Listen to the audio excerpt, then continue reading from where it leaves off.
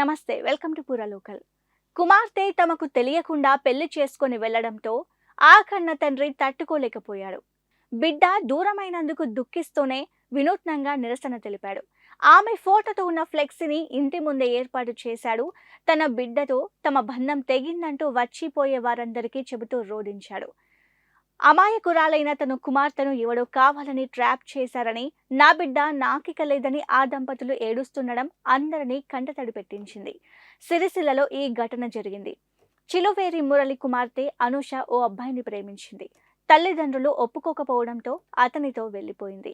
ఇలాంటి సందర్భాల్లో చాలా మంది కేసు పెడతారు లేదా అవమానంగా భావించి ఇంటికే పరిమితమై 4 గోడల మధ్య బాధపడుతుంటారు.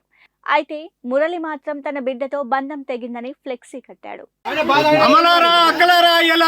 నా బిడ్డ పోయింది, నా బిడ్డను దొంగలు మోసం చేసిరు, ట్రాప్ చేసిరు. నా అమ్మాయిని ట్రాప్ చేసి మోసం చేసిరు. అమ్మలారా, అక్కలారా, నా బిడ్డ పోయింది.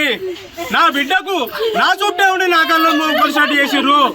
అమ్మలారా, బిడ్డలారా, నా బిడ్డను బిడ్డెక్కొని మంచి కాలేజీలో చదివించిన అమ్మలారా, అయ్యా ఇట్లాంటి బిడ్డలను మీ పిల్లలకు అన్యాయం చేసుకోకురి.